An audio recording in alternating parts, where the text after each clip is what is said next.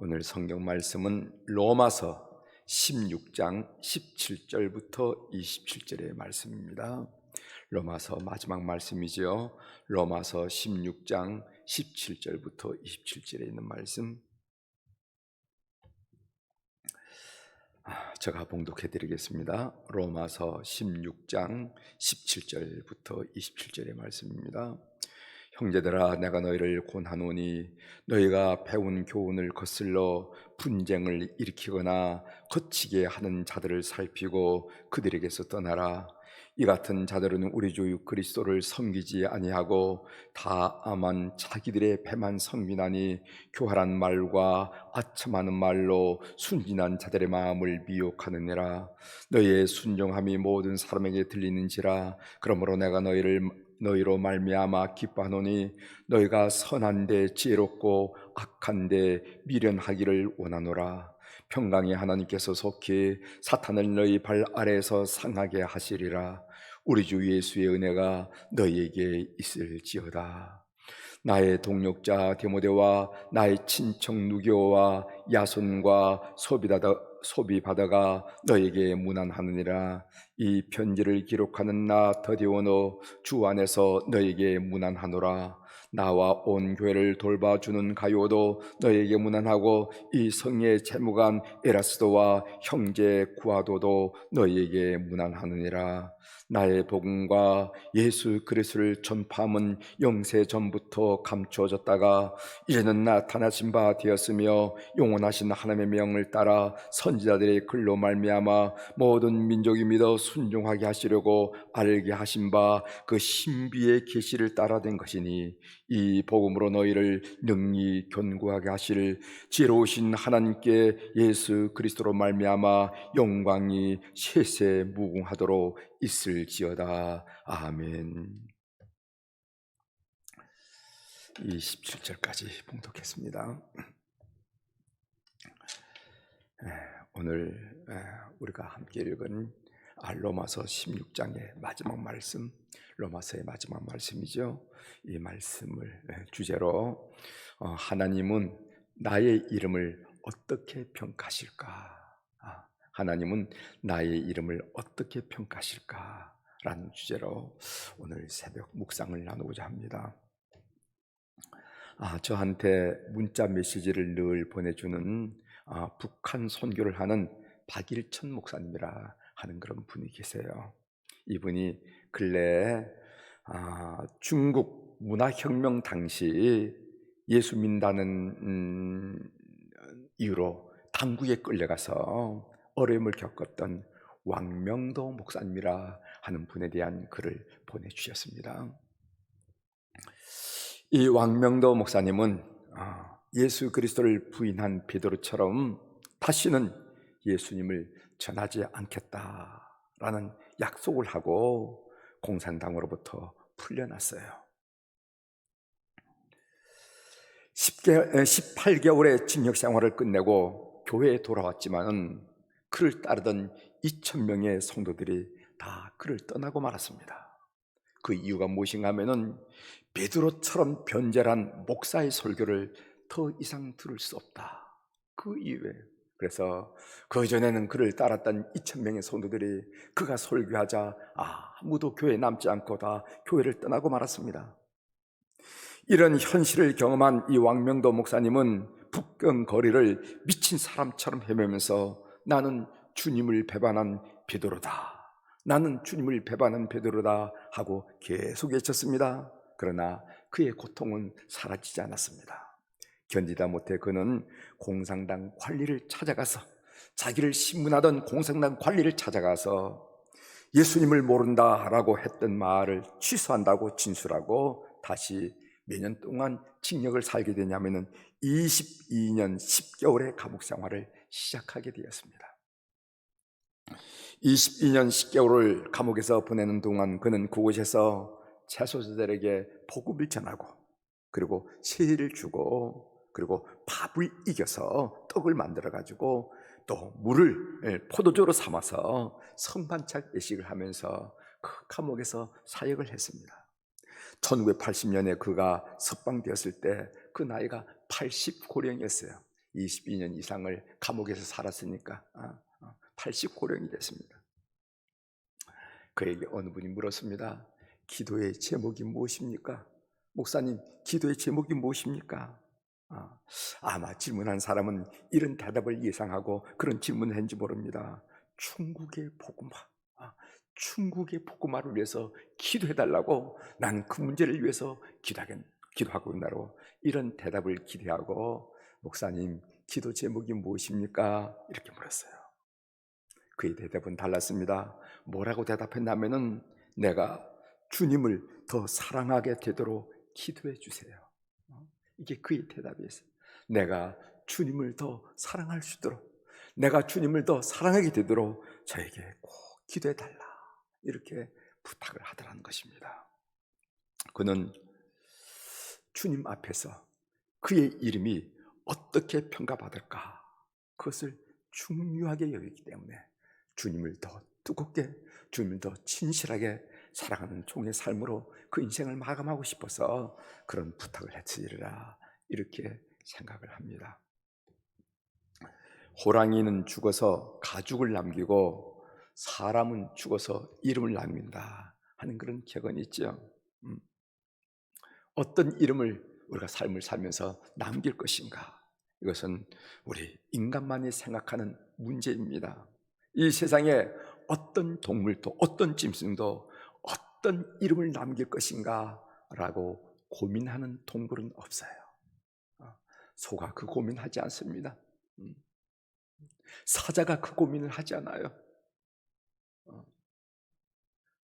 우리의 사랑을 받는 강아지, 개들이 그런 고민을 하지 않습니다.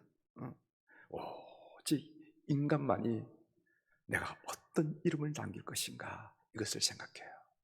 이것을 거꾸로 말하면 어떤 말이 되냐면은, 나는 어떤 이름을 남길 것인가, 이 문제를 고민하고 이 문제를 문제시 여기지 않고 사는 삶이라는 것은, 그것은 짐승 같은 삶을 살고 있다, 이렇게 생각해도 마찬가지.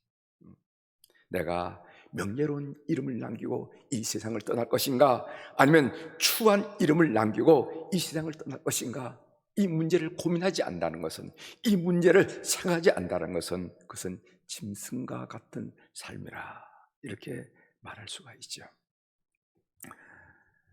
70년이 지났지만은요, 일제 부역했던 사람들, 그 당시에는 호의 호식을 했을지 모르지만은 두고 오는 세대로부터 지탄을 받고 있습니다. 지금 70년 이상이 지났음에도 불구하고 오늘도 지탄을 받고 있단 말이죠. 어떤 이름을 남길 것인가, 참으로 중요한 문제라는 것을 우리가 알게 됩니다.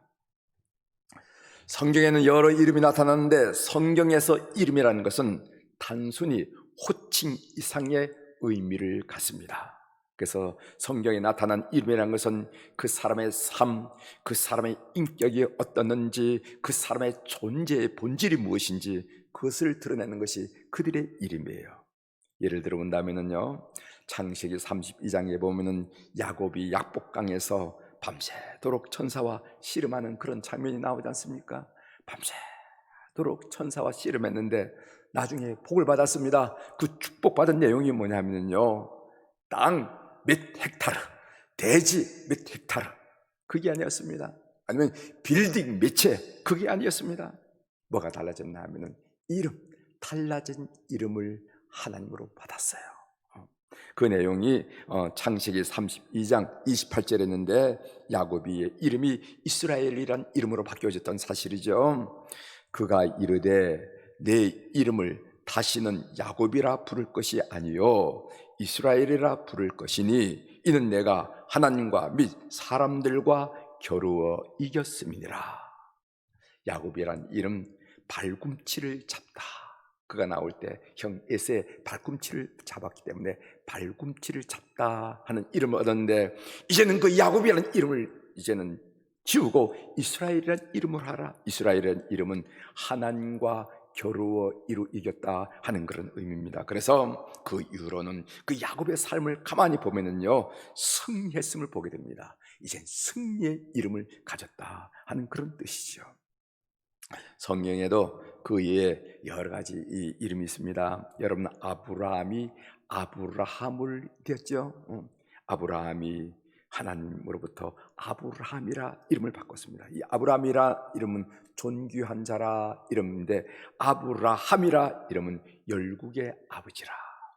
여러분, 그 부인이 사레가 있었는데 그 사레란 이름이 사라란 이름으로 바뀌잖아요. 사레는 뭔가 하면 공주, 왕의 딸이라 하는 공주라 이름이라. 그러면 사라는 여주인, 열국의 어미, 이런 뜻이 있다는 것을 여러분이 잘 아실 줄 믿습니다. 아무튼 이름은 그 인생에 중요한 변화가 일어났다, 그 인생에 중요한 변화가 일어났음을 그 이름의 변화를 통해서 우리는 알게 됩니다. 오늘 우리는 로마서 공부 마지막 그 단락을 우리가 하고 있는데, 거기에 보면은 바울 사도께서 문안과 찬양으로 그의 로마서를 끝냅니다. 그런데 거기 보면은요, 바울을 고린도에서 도왔던 많은 동역자들의 이름이 소개됩니다. 그 부분을 제가 한번 읽어드리겠습니다. 21절에 보면은 나의 동역자 디모데와 나의 친척 누교와 야손과 소시바드라가 너희에게 문안하느니라. 22절 이 편지를 기록하는 나 더디오도 주 안에서 너희에게 문안하노라. 23절 나와 온 교회를 돌보아주는 가이오도 너희에게 문안하고 이 성의 재무관 에라스도와 형제 구아도도 너희에게 문안하느니라. 바울 사도는 지금 고린도에서 동역하는 동역자들의 이름을 하나하나 소개하면서 문안 인사를 로마 교회 교인들에게 전하는 것을 우리가 보게 됩니다. 여러분들이 잘 알다시피 여기에 나타나는 이 디모데는 바울 사도의 영적인 아들이 되죠.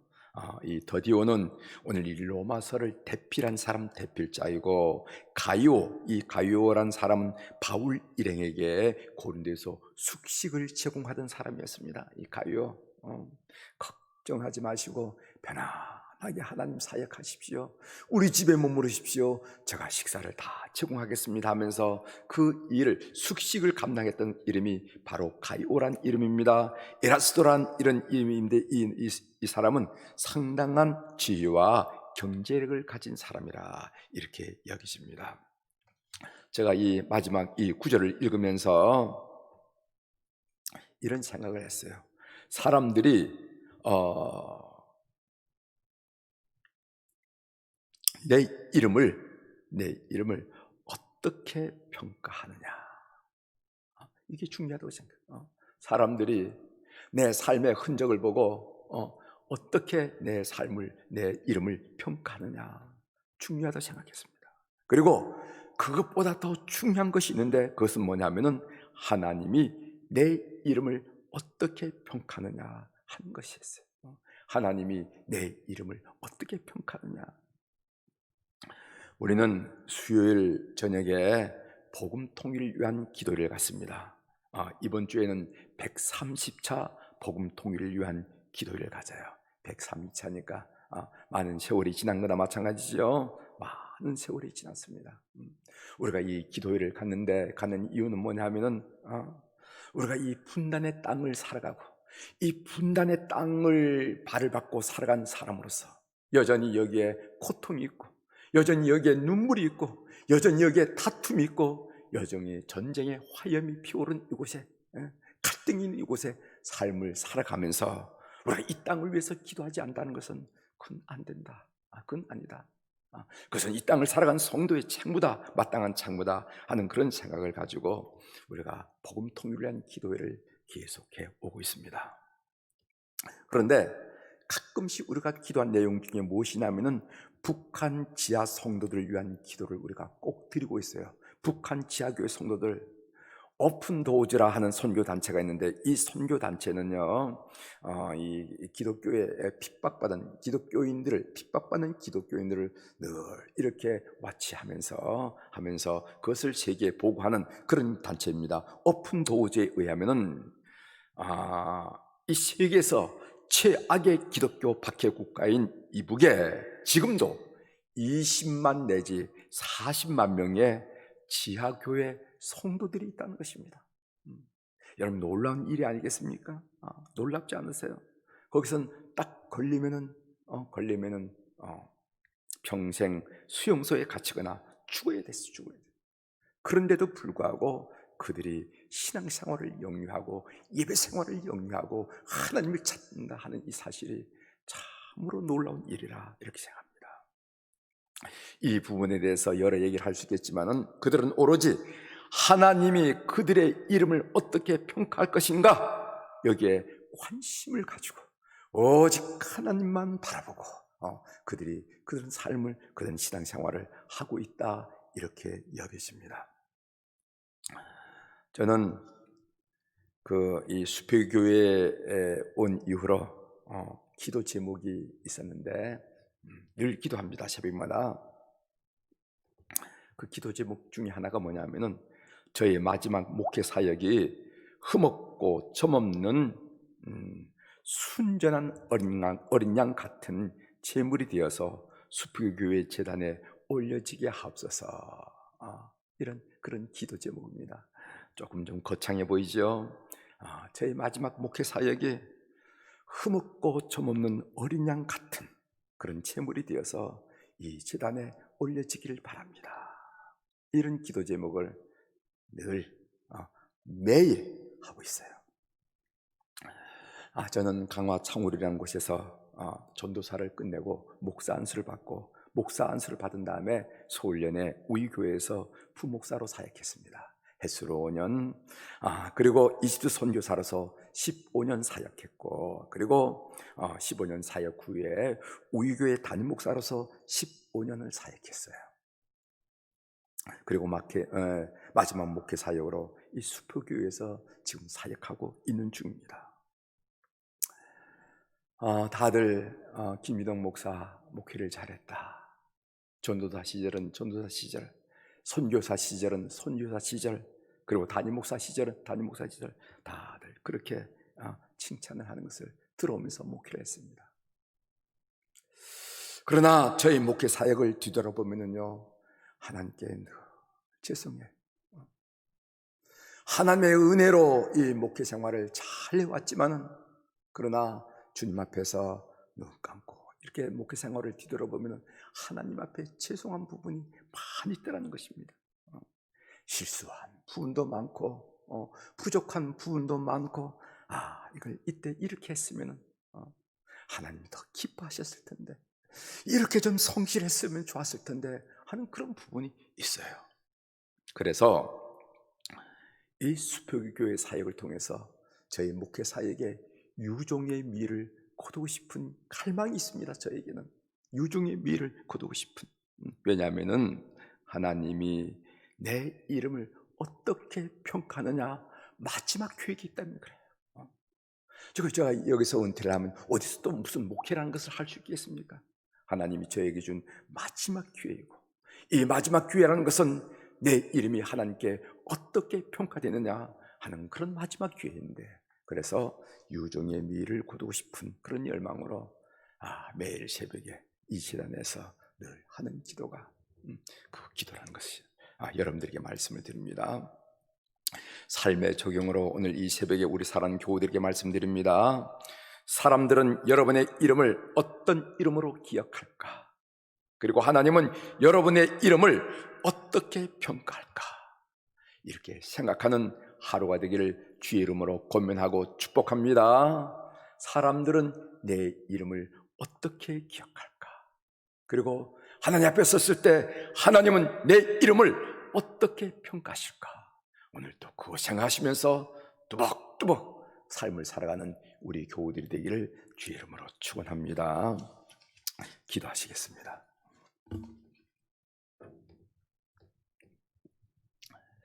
하나님 아버지, 오늘 이제 로마서를 마치면서 바울 사도께서 그 고린도에서 바울 사도를 동역하던, 바울 사도를 돕던 그 이름들을 소개하면서 그들의 이름으로 문안하는 것을 저희들이 읽으면서 교훈과 그리고 감동과 도전을 받게 하시오니 진심으로 감사를 드립니다.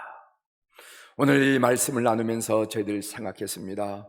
사람들은 내 이름을 어떻게 기억할 것인가? 이것이 바로 인간 다음의 이유라고, 그 이유라고 함께 나눴습니다. 이 세상에 어떤 강한 동물도, 어떤 사랑받는 동물도 내가 어떤 이름을 남길 것인가, 사람들이 나를 어떻게 기억할 것인가 라는 질문을 하지 않지만은, 오직 인간만큼은 그 질문하면서 오늘 또 살아가는 위대한 존재라는 것을 알게 하시오니 감사합니다. 이어서 또 다시 물었습니다. 우리 인생이 끝난 다음에 하나님이 내 이름을 어떻게 평가하실까? 고개를 끄덕거리면서 애썼노라고, 수고했노라고, 내가 너의 눈물을 보았노라고, 너의 애씀을 보았노라고 라고 칭찬하실까? 아니면은 그게 아니었지 하면서 고개를 가로저으실까? 오늘 우리 모든 사랑교우들이, 이 말씀을 듣는 우리 모든 사랑교우들이 하루 24시간 사는 동안에 이 질문을 스스로에게 던지고 자문하고 자답하면서 거룩한 걸음을 뚜벅뚜벅 살아가는 성도들이 다 될 수 있도록 은총을 베풀어 주옵소서. 하나님 아버지, 코로나 바이러스가 창궐하고 있습니다. 이 일로 인해서 우리의 사랑하는 교우들이 많이 힘들어합니다. 마음껏 목소리를 높여 예배를 드리지도 못하고, 그리고 찬양을 하지도 못하고, 이 거룩한 공원에서 주님께 기도도 하지 못하는 그런 안타까운 지경으로 내몰리고 있습니다. 영적으로 힘듭니다. 마음으로 힘듭니다. 육체적으로 힘듭니다. 오늘 우리 주님께서 우리 모든 성도들 가운데 임재하시고 그들 심령을 방문하여 주심으로 말미암아 힘든 때이지만은 이럴 때일수록 베드로의 야곱처럼 주님께 가까이 가며 주님과 내밀한 교제를 나누면서 주님께 가까이 가는 그런 귀한 은혜의 시간, 거룩한 시간, 성결된 시간 될 수 있도록 은총을 베풀어 주시옵소서. 그래서 어디에나 계시는 우리 주님 만나면서 내밀한 교제 속에서 믿음이 성장하고 그 삶의 여유로움이 더하는 그런 귀한 기간 될 수 있도록 은총을 베풀어 주옵소서. 코로나를 위해서 수고하는 모든 의료진을 기억하여 주시고, 정부 당국자들을 기억하여 주시고, 코로나로 힘들어하는 환자들 또한 주께서 기억하여 주셔서 이 땅에 하나님의 거룩한 치유 역사가 방방곡곡에 일어날 수 있도록 은총을 베풀어 주시옵소서. 오만하고 어리석은 정부 당국자가 이 전염병을 정책으로 정략적으로 이용하지 않도록 주님 역사하여 주셔서 진실만이 이 질병 위에 드러날 수 있도록 은혜를 베풀어 주옵소서. 하나님, 우리의 아들과 딸들, 우리의 손자 손녀들이 곧 다가올 이제 대학 입학 수능 시험을 준비하고 있습니다. 하나님 아버지, 여러 가지 그 수능 절차가 아직까지 확정되지 않았기 때문에 당황스럽기도 하고 당혹스럽기도 하지만은, 하나님, 그들로 하여금 뚜렷한 목표와 굳건한 의지와 신념과 건강을 허락하여 주셔서 우리 하나님이 기대하고 하나님이 소원한 일을 잘 이뤄가는 우리의 아들과 딸들, 손자 손녀들 다 되도록 은총을 베풀어 주옵소서. 저들이 분명히 믿기는 하나님이 저들을 이 땅에 내실 때에는 그들에게 선한 뜻과 계획과 목표가 인 줄 믿사오니 그 목표를 주의 거룩한 은혜로 이루어가 주시옵소서. 하나님 몸된 교회에 우리 환우들이 있습니다. 우리 선교회에 우리 속회 환우들이 싸우니 주님 기억하여 주시고, 병원에서 치료받는 교우들, 그리고 또 가정에서 가료 중에 있는 교우들 주님 살펴주시옵소서. 그들 영혼을 방문하여 주시고 그들의 심령을 방문하여 주시고 그들의 육체 가운데 임재하여 주셔서 토닥토닥 권능의 손길로, 사랑의 손길로 안수하시고 안수하시고 만져주심으로 말미암아 회복의 놀라운 기운이 위로부터 내려오게 도와주시옵소서. 그래서 주변에 있는 사람들이, 의사 담당하는 의사 선생님들이 깜짝 놀랄 정도로 피는 피대로, 맥은 맥대로, 근육은 근육대로, 힘줄은 힘줄대로, 기관은 기관대로 세포 하나리까지 회복되는 역사가 우리 교우들 가운데 편만하도록 은혜를 베풀어 주옵소서. 헌신 제자 양육이 여러 가지 여건이 어려운데도 불구하고 비대면으로 지금 시작하고 진행하는 가운데 있습니다. 성령님 시간과 공간을 초월하시는 역사하신 하나님이 아니십니까? 임재하여 주셔서 말씀이 그들 심령을 토전하게 하시고 이번 제자 양육을 통해서 그들의 삶이 온통 뒤바뀌어지는 변화 역사를 경험할 수 있도록 은혜를 허락하여 주시옵소서. 말씀이 그들 심령에 꽂혀서 그 말씀으로 인생을 살아가는 그런 우리 헌신 제자 양육 모든 회원들이 될 수 있도록 은혜를 베풀어 주옵소서. 오늘도 저희 부족한 저희들에게 하루란 소중한 시간 주셔서 참 고맙고 감사합니다. 온 교우들이 하루를 사는 동안에 승리하게 도와 주시옵소서. 이제 하늘의 주권과 땅의 주권을 가진 우리 주님의 이름으로 이 새벽에 선포하고 선언합니다. 내 영혼이 잘된 같이 범사가 잘되고 강건한 축복을 우리 수백의 교회 모든 교우들이 한 하루를 사는 동안에 반드시 경험하게 하시고 그것이 간증이 되며 찬양의 제목이 될 수 있도록 역사하여 주시옵소서. 감사드리며 예수님의 이름으로 기도 올려옵나이다. 아멘.